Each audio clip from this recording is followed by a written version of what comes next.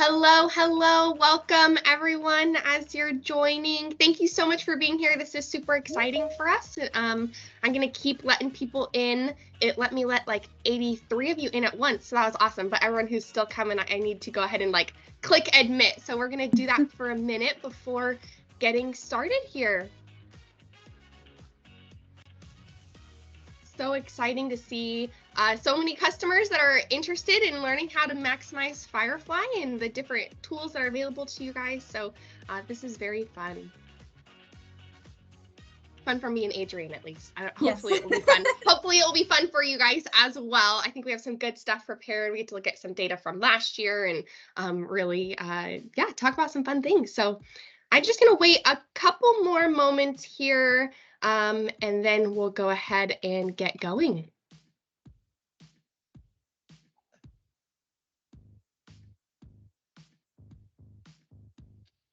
All right, I'm gonna pause my music and then we'll get going. So as I said right when I was letting everybody in, thank you for being here. We are so excited to be doing this. We've done a few different style of trainings in the past, and this is our first like getting ready for the season. We know not everyone's getting ready for the season. Some of you are year-round, but hopefully this is just a great opportunity to kind of think through how you do things in your park and maybe new features since you've joined Firefly, or as you're getting set up, things that will help. So first thing to get started with is a question for you guys. Everyone should have access to the chat. We would love to know, where is your park located and what is your season, whether it's dates or months or year round. And then you guys can see in the chat too other people who might be in the same region of the world as you or places that you want to go visit. Same for me. That's what I'm going to be doing, scrolling, seeing like, where do I want to go visit? So go ahead and throw that in the chat. Where is your park located? And then what is your guys' season dates? Arizona year-round, that is where I'll be going this summer. That would be so fun. We have some Oregon, Missouri. Everyone's all over the place. This is super cool. Yeah, if you're wondering, like maybe there's a campground owner that is near you and you want to brainstorm, like that's exactly, you guys can, I think you can see each other's names. You can definitely connect, or if you need help connecting, we're happy to help point you to people who are in your same region, maybe same park styles or same seasons. This is cool. March to November. We have some May to October here. All right, I got a couple more people coming in, so I'm gonna just give people one more moment to hop in before we jump into our content. But this is exciting. This is fun. I'm gonna go through and look at this chat later and like plan out all my like camping now and see where you want to go. Yeah, where am I gonna go? Where are we gonna book our next family vacation? All right, and then this chat is a perfect place too as we jump in. If you have questions, we're going to do Q&A at the end, but as questions come to mind, I don't want you to have to worry about, remembering them the whole session. So please go ahead, feel free to throw them in the chat, and then we will get to them as well. Awesome, so we're going to go ahead and get started. So kind of the flow for today, we're going to talk about some money-making tips, maybe things you're utilizing in Firefly, or maybe things you didn't know you could utilize in Firefly. Adrienne's going to talk about getting ready for the season. So got some great things in Firefly that maybe you had set up last year. You just need to double check on some dates and best practices. And then I'm going to talk about some marketing, and then Adrienne's going to jump back over to some fun announcements that we have for you guys. And then we'll wrap up with Q&A. I do see a hand raised. I don't know. Let's see. Vanessa, are you able to throw your question in the chat maybe? I'll keep an eye out there as we jump in. And then I don't know if it's like an audio thing or a technical question. So, all right, let's get into it. We went and pulled data from this last 2023 Firefly. And so there's just some cool, super cool stats. I'm going to go through each of these. I'm actually going to pull them up in Firefly if you're like, that's a setting I want to utilize better or differently. So I'm going to hop out of our slideshow, but then we'll come back to it. But just the first thing we're talking about is reservation fees. So property averages was $2,100 that was in revenue for those reservations. So what does this look like? How does that happen? How do you make money on a reservation fee? You can increase your reservation fee rates. You don't, Firefly charges you the $350, but you don't have to just charge $350. You could charge more than that if you wanted. And then if you're not already passing along that fee, passing it along to your guests is huge as well. I know every park has a different culture. Every park has a different scenario around that. But definitely worth looking at and evaluating and seeing what you want to do for this next year. So under your property settings, this isn't going to necessarily be like step-by-step training. I just have tabs open as we talk through the settings, but you can set up reservation fee rules and your credit card processing fee rules. So if you haven't done that and you're not passing it along, here's how you can do so. And then you can also set up additional fees. Maybe you want to charge more if someone comes to your front desk because you're paying for someone to sit at the front desk and manage those reservations. Or maybe you are just wanting to charge for reservations that come through external online travel agency as well. You have options of how you want to do that, but a great way to like make a little bit more money per transaction would definitely be A, passing along those reservation fees, and then B, you could always increase it a little bit. So I have a fun inconvenience fee. I don't know that I'd call it an inconvenience fee if I actually had a park, but just for sake of example. And then the reservation fee here I have listed at $5. So again, Firefly is not going to charge you $5 just because you list your reservation fee at $5. So it's a great, every single transaction that you have, you're going to be just making a little bit more money. And then same with your credit card and debit card and bank processing. You're more than welcome to increase those as well if you wanted to make a little bit more money per transaction there. And then the next thing is those reservation add-ons. So I know some parks utilize this and there's tons of different add-ons and other parks don't utilize it at all. So if you're a park that you're like, we just got set up and we didn't want to add a bunch of stuff into Firefly right away, now's your time. Go add your add-ons. There's two different ways that you can use this. One, the reason why I recommend it mostly is because as like a camper myself, I'm already prepared to spend money. Like my card's already out. So if these are on the reservation portal and I can just go add to make my travel with a toddler, like I don't want to have to buy firewood before maybe, or ice or anything that would be applicable to your style of campers. Add those on there. There is, I gotta pull back up my numbers, but it was on average over almost $5,000 for the year for revenue that was made in reservation add-ons. So just if you don't have them, that's money you're not getting. And then there's different add-ons that you could have that are maybe like a little bit easier to manage. If you're going from zero, like you don't have to go from 0 to 100, maybe you just add firewood for a few months and see what that looks like, or just add ice.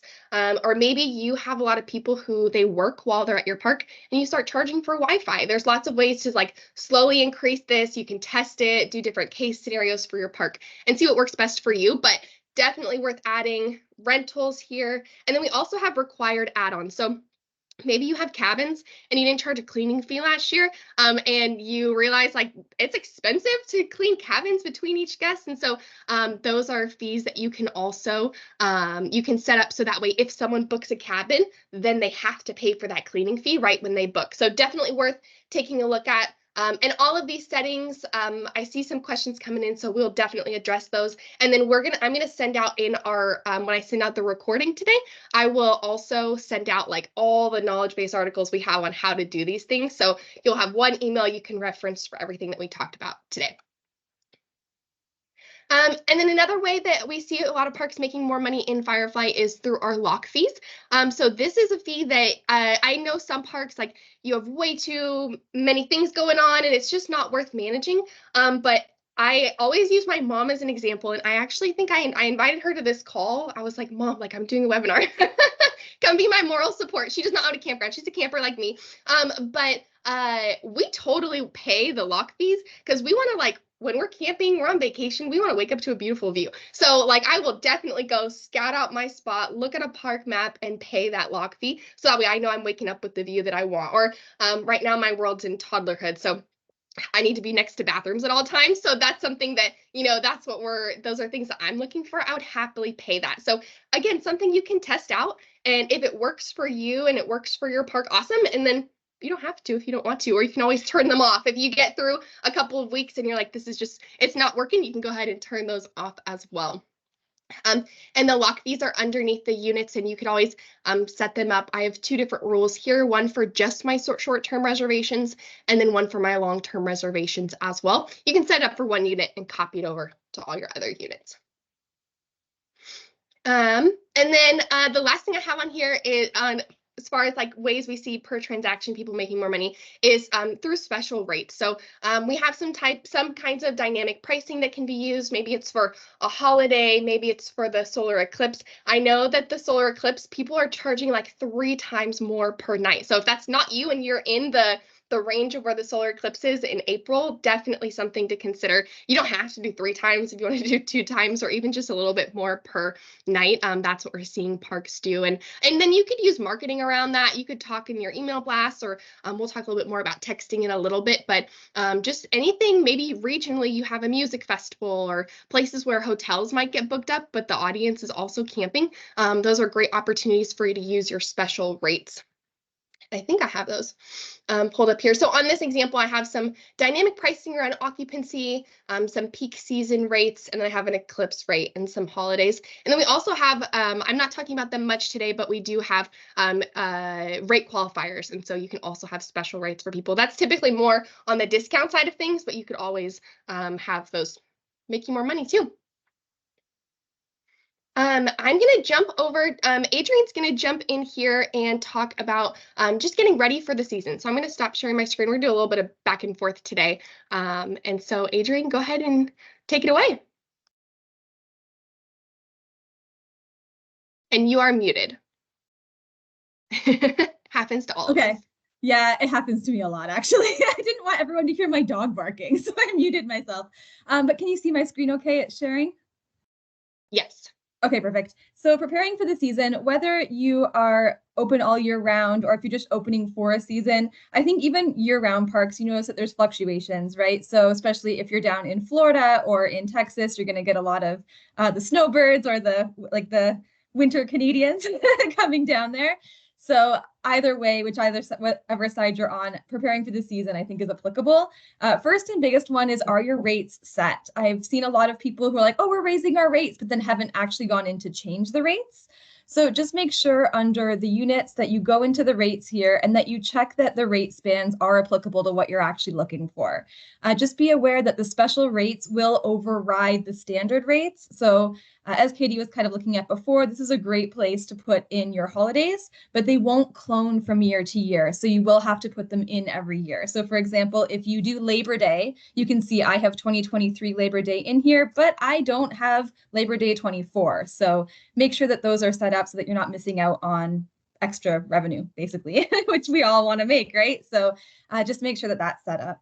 The other one that doesn't carry over is your min and max nights. So over here, if you do minimums for holiday weekends or anything like that, just make sure that those are set up too, because they also don't copy from year to year. So you'll just have to make sure those date ranges are in. And again, the big ones are Memorial, July 4th, and Labor Day. And then for the Canadians, of course, Queen Victoria, Canada Day, and Labor Day. So, and Civic as well, Civic holiday, if you celebrate that in Canada. So again, they don't copy over, so make sure that you take a look at those. Any updates to your policies? I always suggest going into policies here and just making sure if you change dates, especially if you date your policies, that you're updating it and putting in anything that, maybe you need to edit from what happened last year, because there's always that one camper who makes an example of themselves and you have to put something in for that. So make sure those are up to date so that people are signing them with the rules that you do want them really agreeing to. The one thing that I always show people as well is I suggest checking your rates to make sure they're displaying properly. And if you haven't seen it yet, if you go to new reservation to make a booking, I just put in July as an example here. If you hover over the price, it will tell you how it's figuring out the rate. So that's the best, easiest way to check if your rates are what you're looking for, because it'll break it down. It'll be like, oh, I'm using this rate for this time frame, this rate for this time frame. So if you're having issues with your rates populating in the way you want, always look there first, and then we can go back and tweak and figure out, okay, why is it not pulling what I want it to pull? So I forgot to mention that before, but I did want to display that just because it's so helpful and so handy when you're trying to troubleshoot there. The other updates I always suggest, and we do have like a cute little checklist that we'll send out with all this stuff on it too. But do double check your email templates. Again, I think a lot of the time we put stuff in there that's maybe year sensitive. So it's the new reservation and especially this upcoming reservation one. This is the one that's sent to them 2 days prior to check-in. So we want to make sure that this has up-to-date information so that your guests are getting the most recent information for the park. Blocks, especially if you are a seasonal park, take a look at your blocked unit groups to make sure that your season is closed when it needs to be closed. So if you're not opening until May 1st, you do want to have a block on here, like say we do it from today up until May 1st. I put June 1st, that's fine. You put a block in here, say you're closed or out of season, and then select the sites that aren't available. This is so that you can turn online bookings on now so people can book their sites for this summer, spring, whatever, but that you're not allowing them to camp now. So you want to make sure that you're not getting these people showing up mid-March when, you know, the water's still off, the ground's half frozen, right? So just make sure that you do block the sites, and you can do it for the after season as well. So like October, if you're closing October, November, you can close the site for that time this year up until open next year. And that'll just make sure that whenever you decide to have online booking on, people can't book out of season. So because that's never fun to have to have to deal with or refund their money or tell them, sorry, you can't come, right? So in terms of reports and accounting and all that fun stuff that everyone knows I love talking about, the couple of things I would suggest taking a look at are your overdue charges. If you're starting your season for 2024, we want to make sure that, and please don't judge my demo park on this, but we do want to make sure that our overdue charges are cleaned up as much as possible, because you don't need to bring some of this stuff into the new year with you. If you did convert from another system, you may have things that are from 2017 or 2018 in there even. We don't need that. So I would suggest going through and cleaning it up. You can actually click on the entry in the report to go to the transaction. And if you know that you are never, ever getting that money from that guest, you can set it as uncollectible. So on the report over here, you'll see that uncollectible, if it says false, that means you haven't told Firefly, like you still expect that money. If it has true, you're not expecting to ever get that money again, and it won't send the overdue charges, like late notices to the customers as well. So worthwhile going through that, especially if you don't want angry people coming back saying, oh, I canceled, or I'm not coming, this was from last year. We don't need to deal with that on top of everything else. So clean that one up. The other one to clean up is your reservation credits. So there is a report for that as well. So I would suggest just going through, taking a look at it, especially if you're a park that only allows reservation credits to be on account for so long. Take a look through this list just again to make sure that people aren't thinking that they have more money on their account than they really do, because we don't want to have a surprise where they're like, oh, but I have $500 from 3 years ago. And you're like, no, like that's expired now. So definitely worthwhile cleaning that report up as well. And it's the same thing. You can definitely just click on it. It will take you to the account. If you know the money shouldn't be there any longer, you can make a manual, manual adjustment by clicking on the credit and decreasing it here. I would suggest printing the credit report out before you make any adjustments and after, so that you have the change between the two. Just better safe than sorry. The other one is if you are doing the end of day, or you've decided, okay, 2024 is my year for accounting and I want to start using the accounting module. You can't just start the accounting module on a random day. You have to catch up from everything in the past. So just make sure that you've kind of closed out 23, you have everything caught up, so that when you do start, you're starting from a place that makes sense, not from a place where it's trying to load 3 months worth of data and bummering out on you. Because if you've tried it before, you'll notice if you do try to load too much time at once, you'll get an error message. So just, backdate it, close it out per season to catch you up to where you are. Happy to help you with that. And then you can kind of move forward with a clean slate. The other one, if you have a store, is please do your inventory count. So under reports, if you track inventory, if you don't track inventory, don't worry about it. But if you are tracking your inventory, under reports here, you have your POS inventory report. This report will show you how much you have of each item on hand. You can do all your items, you can do it by category, whatever is comfortable for you, do that. And you can export this to Excel. So what I would suggest doing is, when you're going to do your inventory count, go ahead and run this report first. print it to Excel, save it somewhere. Then when you do your inventory account, it is going into the POS items here. If you have a barcode scanner, because you have lots of items, scan it in the search. You don't have to search through this whole list one by one. Open the item up and then just change the quantity available to the appropriate number. Once you're done changing your quantities, go back to that report and print it again, just so that you have the before and after. I've been recommending a lot of people to actually export it into Excel, because then you could combine it and you could see the net change. So that's a handy way to get those numbers if you need it. And the last thing that's really important is your staff. So here under settings, users, this is where you're going to set up your new staff members. Please remember that every user does have to have a unique email address in Firefly. So a lot of parks, what they're doing is they are setting up kind of like seasonal accounts through Gmail or something. If you don't want it linked to a clerk's personal email account, Gmail is always free to use. But when you add them in here, you're able to put their first name, last name, email. It will send them an email activation link. And then don't forget about the user permissions over here as well. So if you haven't seen this part yet, you can really hone down on what you're allowing people to see and do in the system. And especially for like that new, just out of high school, new clerk who's, starting out, you probably don't want them deleting things, right? So you can really narrow it down to what you want them to have access to and what you don't want them to have access to. So take a look at that. That's also true with the reports. So we want to make sure that people are accessing the parts of the system that are necessary for their job, and probably not a whole lot more than that. So like I said, we do have a little checklist here that we'll send out, so you can kind of go through and take a look. If you do have any questions or need help with anything, support's always there to help you out along the way, as are the knowledge base articles, which we'll send out with this as well. So that's what I would suggest for getting ready for your season. And of course, all the other fun stuff like the gardening and that fun kind of cleanup. But to get Firefly ready to go, that's where I would start. And then I think Katie, awesome. Thank I think you. it's back to you.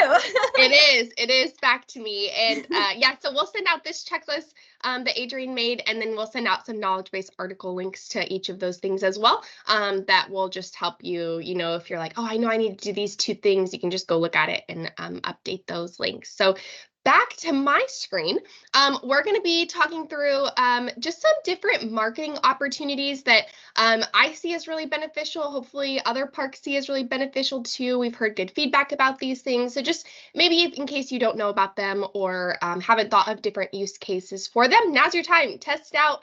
Getting ready for the season is a perfect opportunity for that. So first thing is SMS messaging. What I love about the texting feature, this is an add-on, so if you have questions about that, happy to answer those, is you don't have to wait until you're in season to use texting. You can get started now and send out little updates.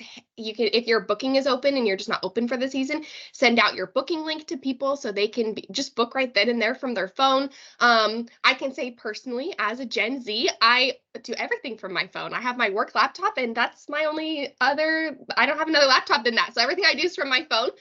And so you can send out text that way. You can also use it in season, like for emergency notifications. You could, if you need to send out like inclement weather updates, similar to how you'd use the emails, is how the texting functions. So this actually looks just like the emails that I'll show in a minute, but you can choose the date range for when the guest was at your stay. So if you wanted to book, send a text out to everyone who's from this last year, you could do so. You can have templates that send for you, and then you can also customize those messages. So like I have one here, getting ready for the season. Here's our link to book. Would love to maybe you pair this with a coupon code or with an incentive to actually go ahead and book. So that's our texting. It is like I said, it is an add-on. Love to help you get that added to your account. So the email that I send out your invite and the email that I'll send the recording with, if you have questions about this feature, feel free to respond back. We can help you get it turned on for your park. And then I know that the majority of our parks use this, so because all of our parks use it, I wanted to make sure that we highlight it.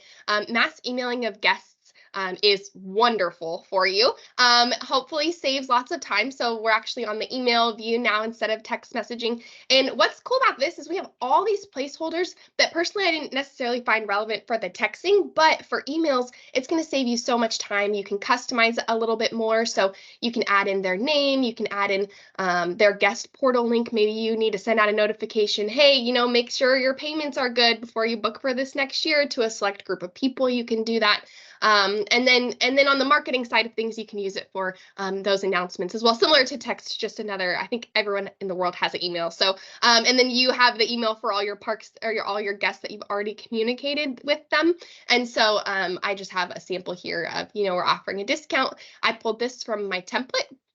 And so I have a coupon here, and then if they stay between these days, then that's how the coupon is set up in the back end. So just another great option for you as far as how to use Firefly to market to your guests. And so, yeah, wanted to make sure that I highlighted that.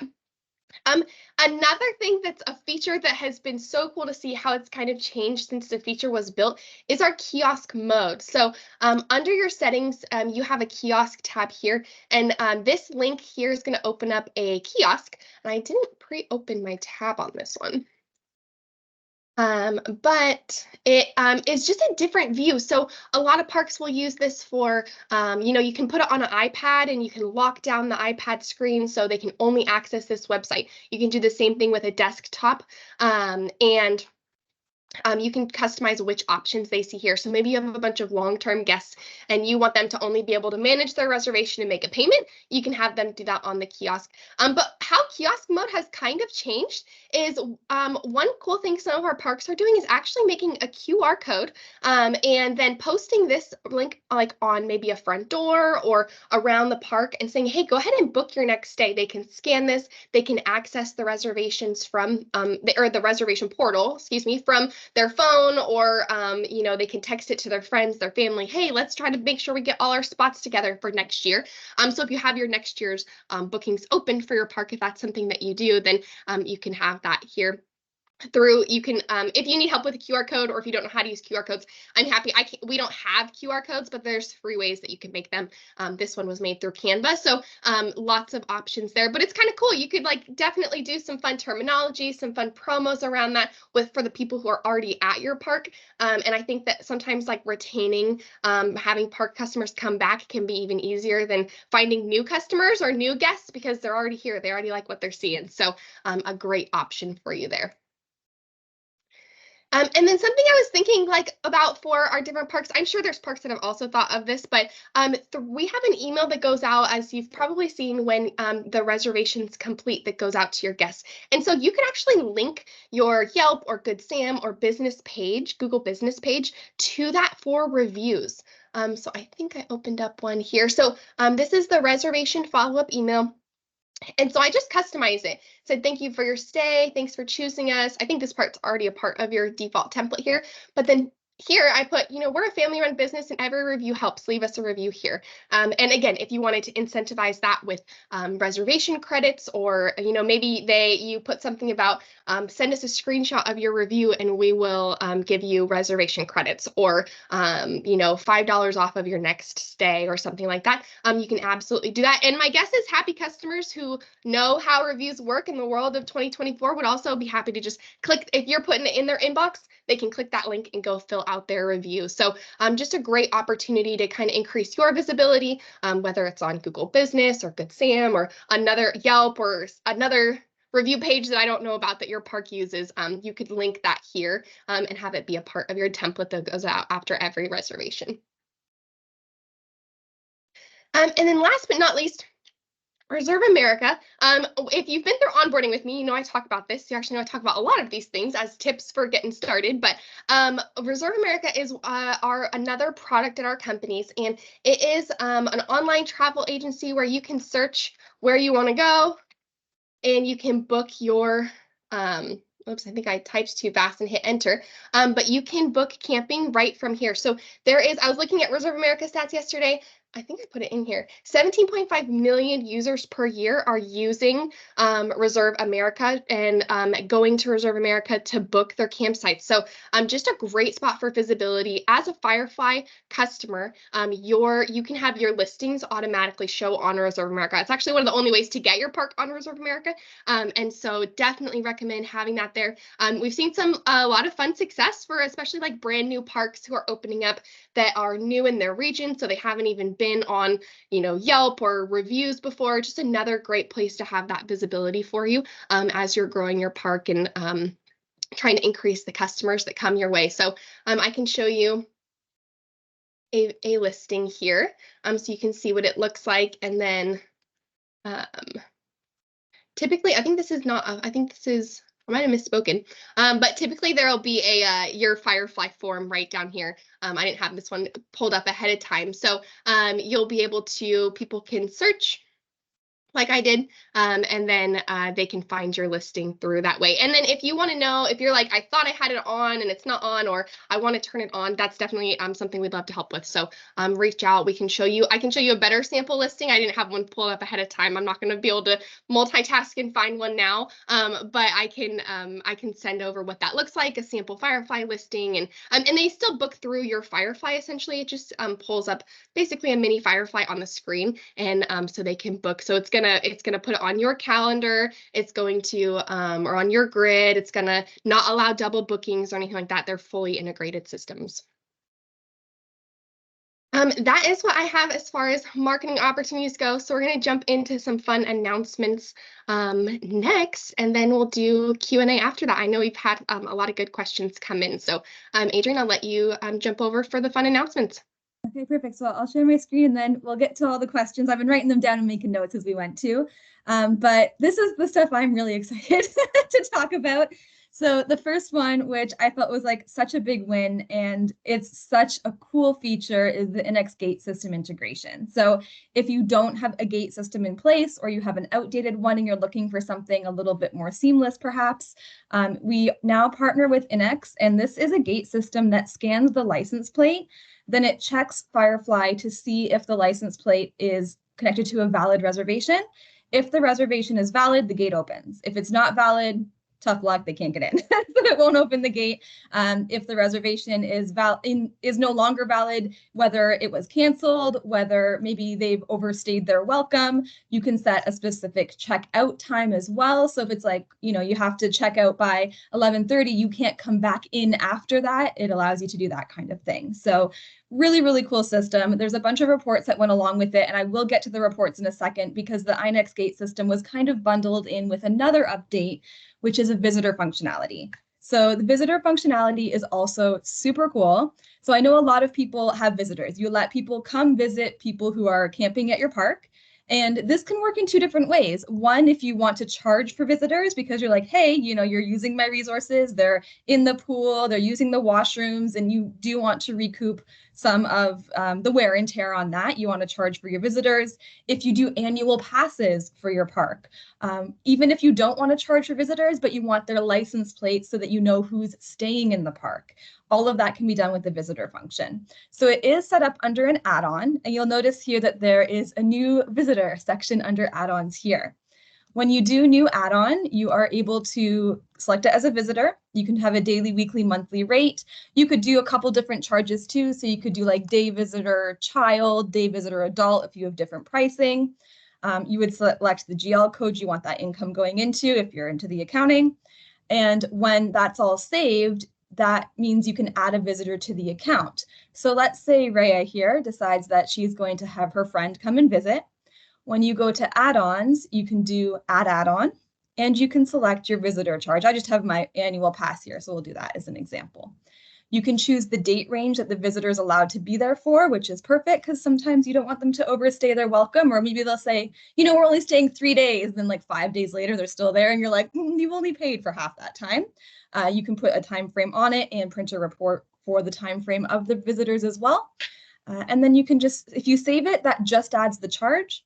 If you do save and add visitor, that allows you to record the visitor's name, address, license plate number, whatever it is that you want. So if they've come many times, they'll be in your database.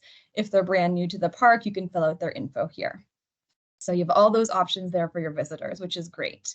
And this is independent of the NX Gate feature. So you can use the visitor gate feature without having, you can use the visitor feature, sorry, without having the gate. You can use the gate without using the visitors, doesn't matter, but those options work really well together as well. Under reports, you might have seen that there's a few new ones that have snuck their way in there. So if we come down here, my favorite one that I was really, really thrilled that's in there now is the reservation guests and visitor vehicles report. So if you've been putting in people's vehicles and you've been capturing all those license plate numbers and you're like, man, I really wish there was a way to search for people in the park by their license plate. They've parked in this place. I have no idea who it is. I have to get them to move their car because they always park in front of someone's site, right? Or a driveway or something. You can now go to this report. You can load it for whatever date range you're looking for. And in the search field here, you can actually just search for any of the vehicle info information. So I think I just keep putting my same vehicle in over and over. I don't know anything about cars. So if you search like this way, for example, you can see now it's narrowed it down and you can see, okay, here's that car with that red VW Bug. You can put in the license plate and we can see, oh, here's that license plate that is causing me problems. You can see if it's a guest, registered to a guest or a visitor. And if we scroll over here, you can get their phone number and address as well. So if you need more contact information, that's all available. This list is printable and exportable. So if you do have like security guards or something like that, that might be a handy list for them to work off of because they'll have the basic contact information plus the license plate numbers for anybody in the park. So I was really excited about that one being live. We do also have I think it's down at the bottom, this one here, the NX Tech IZ Cloud Active Access list. This just matches with the gate integration system to see who has active access. They also made the add-on visitors report. So it's just a report that you can run to see who is a visitor in the park. So you can say, okay, like I want to see all the visitors this month that are annual pass holders. So you can see that here too. So that's another really handy one to have. So that was the one that I was like, I can't wait to tell the world about this function. So that's the NX Gate system and the visitor functionality. We've also added pricing for specific days of the week. It's actually been in there a little while, but I don't know if anyone noticed per se. So if you go in here and hit edit, you'll notice that you can actually change the price for every single day of the week if you wish. You can do it also on special rates. So if you do use rate qualifiers for discounts, you could limit discounts to only specific days of the week by using a rate qualifier that way. So that's now available. The same logic is on, I think it's the min and max nights too. So I think they put all the days of the week in here as well. So if you want a 3-night minimum, but it doesn't apply to Monday nights or something, you could do that. So that's in there now as well. Let me go back here. Oh, hide. This is another one that I was excited about. I'm excited about a lot. The hide unit numbers on booking. So a lot of people don't want to guarantee specific site numbers to their guests. And as such, you don't want them choosing a site from the map or from the list of sites. I know people get very weird about their site numbers sometimes, and sometimes that fight is not worth it. So if you are a park and you're like, I just don't want people to see their site numbers, like they're not guaranteed a site number, we'll assign it when they get here. Under the property setting here and reservations, if you scroll down, you'll see there's an option that says allow guests to only view and book by unit class, not unit number. So they won't see any site numbers to book from. You just have to make sure that you have your unit classes here filled out. They will see these classes once it loads up. They'll see the class names and the class descriptions that you've put on. So just make sure that those are filled out accordingly because this is what they're going to be viewing when they book. But they don't have to see the number. So that's a great thing. Accrual accounting is out. It's in beta mode still. So we do have the 3 accounting methods now available: cash, hybrid, and accrual. If you are on a cash basis accounting and would like to switch to hybrid or accrual, please reach out to support. We can help you do that, but we do have to undo and redo a few things. So I don't think you are able to switch it on your own right now, but we're happy to help you with that if you'd like. And the upcoming feature that I am, again, really excited about is the cancellation procedure update. So it's still a little ways out before it's officially released, but they are working on it right now. And that is a simplified cancellation process where you'll be able to set up different cancellation rules depending on how far out it's canceled. And it will walk you through the process of like, okay, do you want to refund this? This is how much it should be. Hit proceed, it'll do the refund, it'll zero out the charge for you. So that is coming down the pipeline, and I'm very excited to see that live and in the system. So that's coming out too. I know that's something people have been asking a lot about, so we're really excited to get that out to you. And I think that's all I have for my exciting things. Yeah, those are, I feel like I just want to like boop, like end there, because like especially with that cancellation procedure update, like our chat is already, everyone's so excited about that. One other thing that I just wanted to share before we jump into questions is we also have 2 new, like I don't even want to call them knowledge base articles because they are massive. We have an accounting setup guide and we have a new user training guide. So I did not pull up the tabs for those. I can do that while we're doing questions. And so I just want to show you guys for new staff. If you haven't set up your accounting yet, or if you're wanting to jump in, if you need help with troubleshooting accounting, if you need help understanding accounting, this guide has it all. Like it is, Adrian built it. Is a labor of love. It has so much good stuff for accounting in general, and then accounting in Firefly specifically. So we have that guide. And then also for any of your new staff that you're hiring, or if you're just new to Firefly in general or need a refresher, we have an entire new user guide. So when you're going through onboarding with us, we have like kind of the steps that you need, to get your park up and running. This is completely different. This is using Firefly, managing reservations, where to click for things. There's videos in there that go over how to do what. And so just 2 awesome resources that I'm hoping as you guys jump into hiring and just continuing in the year that they're a very big value add for you. So I am going to start taking a look at questions now. So I know we've had them coming in the whole time, but now is a great time. If you have not sent in your questions yet, go ahead and add them. And I'm just going to start at the top. So if I misunderstand something, feel free to add your, clarify it in the chat as well. And we can try to do our best to answer these. So first question, and then Adrian, I know you're going to help me out with most of these that I don't know. I probably know a lot though. From our last webinar, I probably know a lot more now. So how to add credit card processing fees that have been charged to a report. Do we have a report that has the credit card processing fees? So we do. If you go to reports and under the payments and charges reports, you'll see a report that's just called payments. It does have a separate column for processing fees, but if you want, you can also separate your processing fees into its own general ledger code if you're using the accounting module. So both ways will work.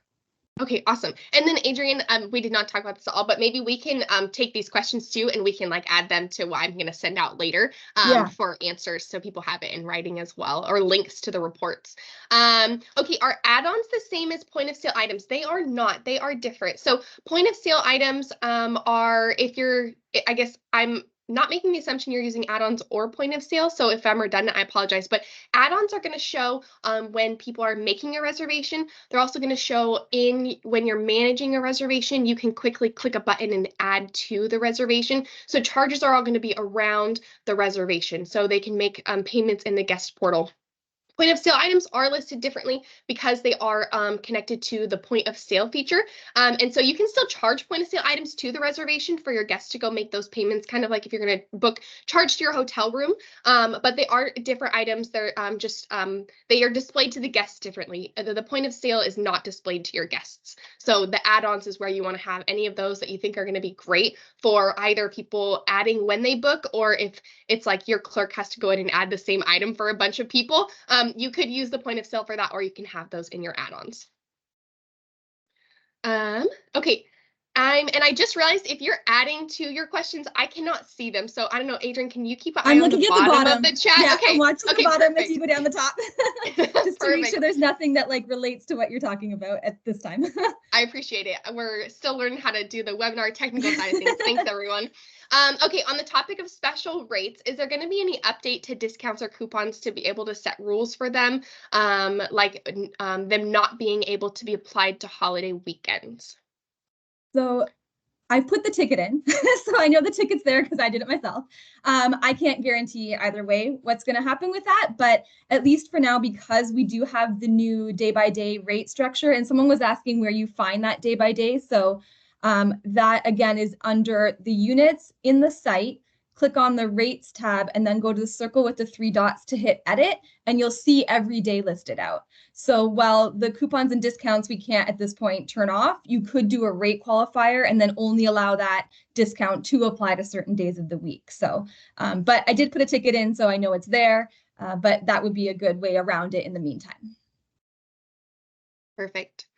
And I do see that there is a hand raised. We can like give you a chance to chat at the end, or if you want to throw in any clarifications to the chat, you can do that as well. We're keeping an eye on it. Next question: is there a report that will tell us who did not sign the policy? Not at this point. I've also put a request in for that. But when you check them in, it will tell you if they haven't signed. So it does give you like another warning, and it does remind them, I believe, more than once. So perfect. Someone put in that they would love training on attachments in emails. That is I don't think there's a great way to do attachments right now. Adrian, correct me if I'm wrong on that. I know right. that is a feature request. There's a few email enhancement feature requests that have been submitted because I know that it's a great, I mean, I talked about it today, so I love using it, but I know that it could use some improvements from just the editor that's in there. So you're not doing anything wrong. It is just not a super seamless process yet. Someone shared texting works great for us, so I'm going to share that so that way everyone can hear it if you didn't see the chat.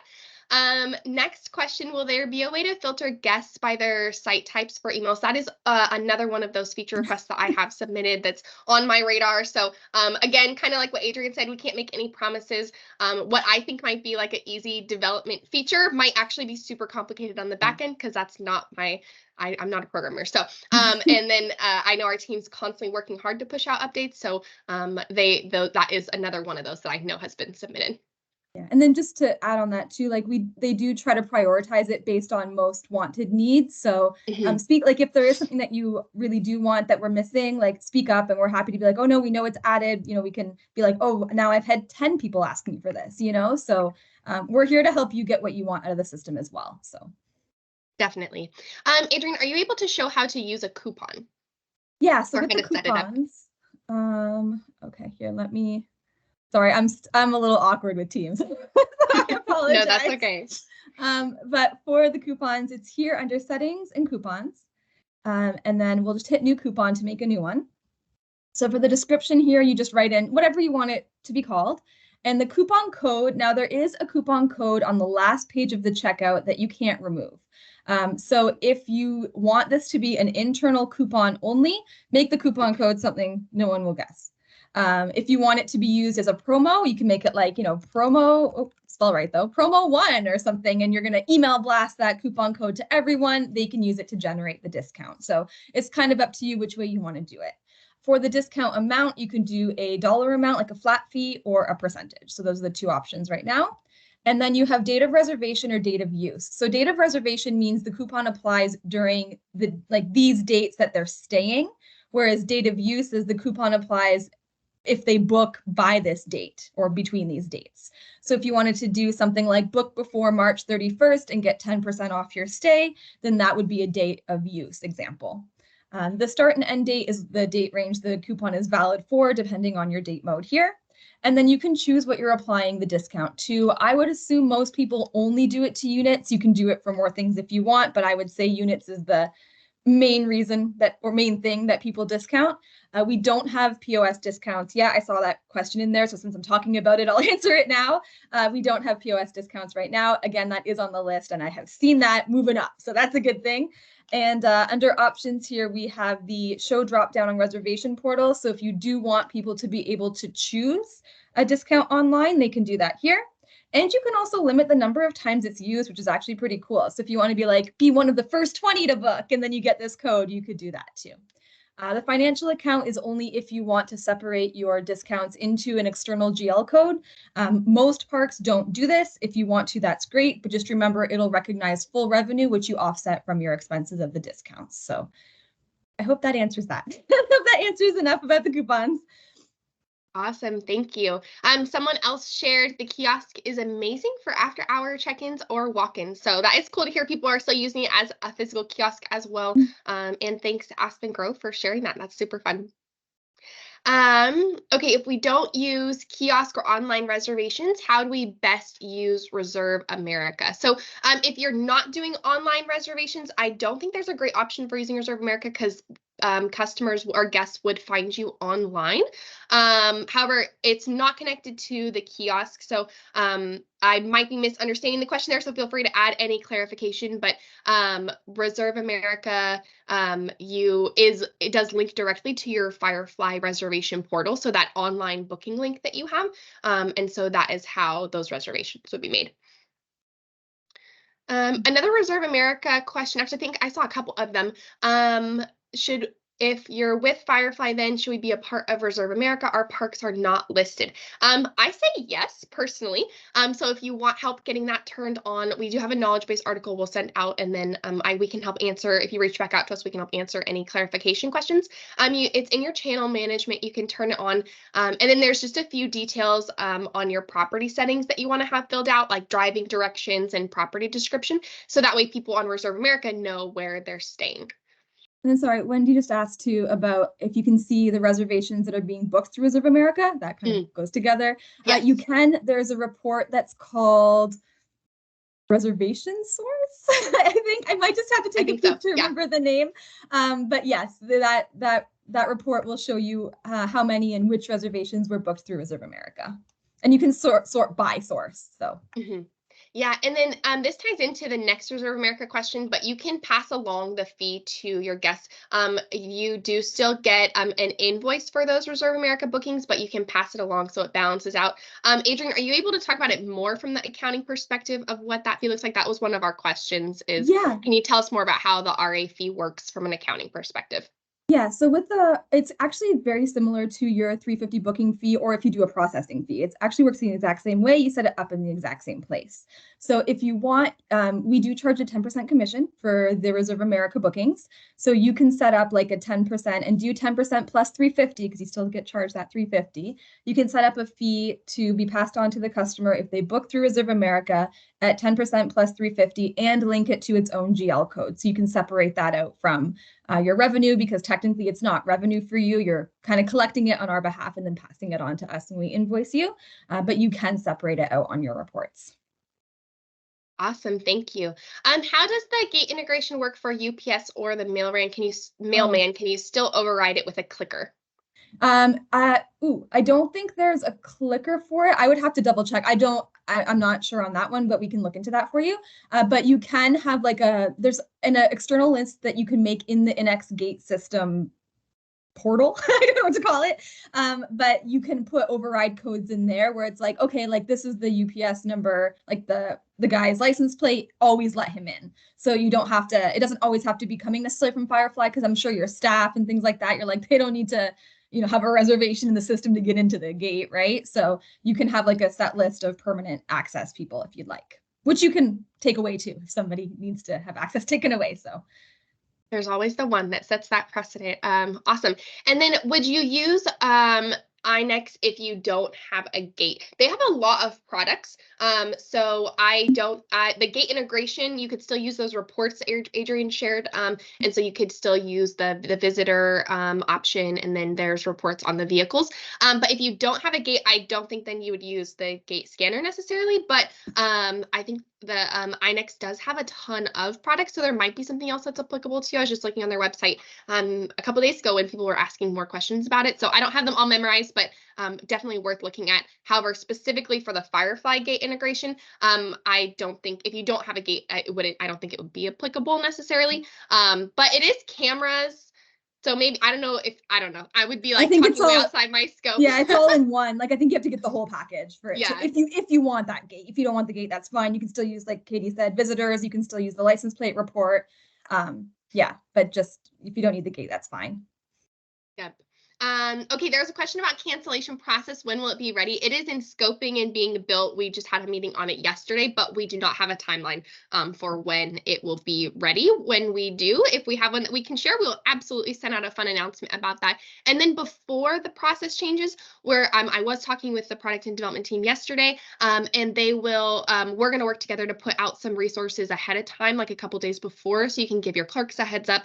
The old process will still be an option. So you'll have that, but we'll do some like in-app notification and send out an email that lets you know, since it's such a big process and an awesome process that everyone's hoping for, that we'll definitely be sending out resources around that. So you're not shocked the day of, unless maybe you're like on vacation and not reading your email, but we will definitely be sending out information about that as it comes. Another question, is there a way to have the information on guest history from Astra? The only thing we can do, not in, like the guest history, the only way we can do it would be to do a local install of your Astra database, which would be in read-only mode, so you can't actually use it, but you could view the data. That would be the only way. Okay. More on the cancellation. It's so fun to see you guys excited about that too, because I know our team is very excited about it. Okay, there's a long question here, so I'm gonna read it and then hopefully I understand it, and then we'll be good. Regarding ways of making more money for our parks, we use to give back discounts in the form of an in-house credit, so people spend money instead of the money leaving the property. Now we're not able to do so, so any suggestions? The way to get sales to increase is to allow people to charge things to their reservation, yet they still can't pay for all at once. So if I'm understanding, which if I'm not, please clarify in the chat, but you can still do so we have like reservation credits for your guests that would still be around like an in-house credit. So I might not, maybe I'm not understanding your question. I'm so sorry. But you could still use those as far as like in Firefly, that's definitely an option. I think the question too, though, is more, you can't use reservation credits for POS. Oh, that is true. Yeah, at this time, we actually are looking at and again, no promises because I don't have any dates on any of this, but I've had discussions, so I know something's happening. We are looking at an option to pay all, so you'll be able to pay with POS and charges all together. So when that's available, I'm assuming you'll also be able to pay with reservation credit, but at this time you can't. So. Okay, awesome, thank you. Where do you go to change the rates by day? Oh, that one, yeah. Yep, you're good. Sorry. Okay, how does the gate integration work with walk-in reservations? Oh, it's the same. You would just put in their license plate number. So like they would just have to register before they go through the gate, basically. Like they could pull off in like a off to the side. I don't know how to say that either. Like an off to the side parking area, come in and register. Once you put their reservation in with their license plate number, then the timeline for them is activated and they're good to go. Perfect. There's a feature request in here, so I just want to confirm that I see it and that we'll get it added. It would be fantastic if check-ins and outs and cancellations would come off the grid when prompted. And so I will definitely add that to our list. Another question, would we be able to add a pop-up in checkout that shows for coupons and discounts that we offer? So there is the drop down for coupons that Adrian showed when you click on it. And so that would be the way right now to have it show if you're not sending it out to someone. You could also put it on the reservation portal, that text box that's at the top there. If it was a promo that you were wanting to advertise to everyone, then you could list that there as well. Is there any talk around improving the utility charges, such as adding service fees and how they're recorded in general? I actually don't know. I have not gotten a ton of feedback in my onboarding and conversations with customers, but that doesn't mean that it isn't there. So we can definitely add that and make sure that that starts getting added to the list. And then I know that we have put in the option to do an add-on, like a meter read fee kind of thing, right? So that's a ticket already. I do know that. Okay, awesome. We'll be able to take payments for point of sale items and site fees at the same time. So we just talked about that one a little bit. We'll be able to filter email and SMS by site type. That is, we talked about that at the beginning. That one is hopefully on its way. I know that it's around both SMS and email. It's been feature requests that have been submitted. We're just about at the end of time. So I'm scrolling. You guys have a ton of good questions. I am not going to get through. I'm so sorry, you guys. I didn't realize how many there were coming in. So I think a great thing just to highlight, I'm going to see some of these. I see someone said to email me. I will take note of that. See what else there was. Yeah, I'm And so sorry, guys. I think, and Rich, you just asking about Wi-Fi site meter. The meters you can do, like there won't be any automated ones, but like you could use the meter for anything really. So they're customizable in that way, but I'm not quite sure how a Wi-Fi meter works for you. I just don't know what that means. I don't know how they work. So Yeah. We do have one person with their hand up, so I'm going to go ahead and Vanessa, your mic should be good. And then I'm going to go ahead and lower your hand if you want to unmute.